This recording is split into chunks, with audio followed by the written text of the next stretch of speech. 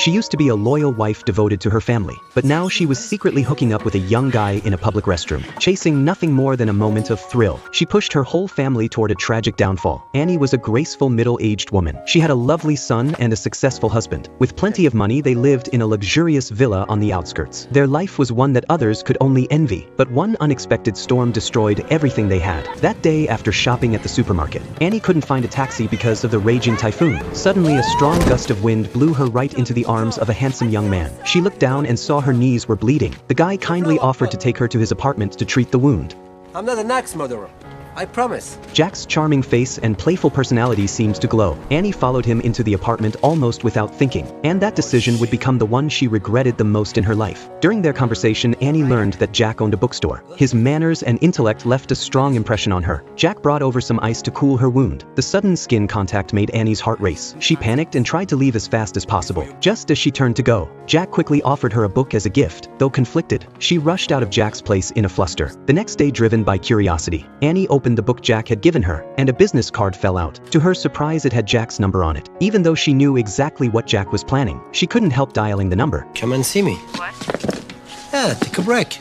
I'll make you some coffee. Annie showed up at Jack's place with a heart full of tension and anticipation. When Jack helped her take off her coat, he intentionally brushed her skin to test her reaction. Annie didn't resist at all, which gave Jack even more confidence. He held her hand and began reading Braille from a book. Feeling both excited and shy, Annie finally gave in to impulse. Jack's passionate energy was something she couldn't resist, perfectly capturing the hunger of a middle-aged woman for joy and excitement. But neither of them realized that a looming danger was already creeping toward them. In the days that followed, Annie kept meeting Jack behind her husband's back, and Jack kept coming up with new ways to thrill her, even taking the risk of sneaking into a public restroom with her. Annie was completely hooked, but at night, she kept rejecting her husband's advances. Her repeated refusals slowly raised his suspicions. Annie thought she could stay in control, but during one of her dates with Jack at a restaurant, their intimacy was spotted by one of her husband's employees. That employee later told her husband everything. Well, you don't know the first goddamn thing about it. Take a look at your own fucking family, Ed. It hit him like a bolt of lightning. He started thinking back to Annie's strange behavior in recent weeks. He had always believed his loving wife would never betray him. Determined to get the truth, he decided to hire a private investigator. I want you to follow my wife. The next day, Annie was still fantasizing about how she and Jack would spend another passionate day. She pulled out her lingerie, excited for what was to come. That time, Jack took her to the movies. When the film ended, they walked out laughing and holding hands, completely unaware that hidden cameras had caught their every move. Later that day, when Annie went to see Jack,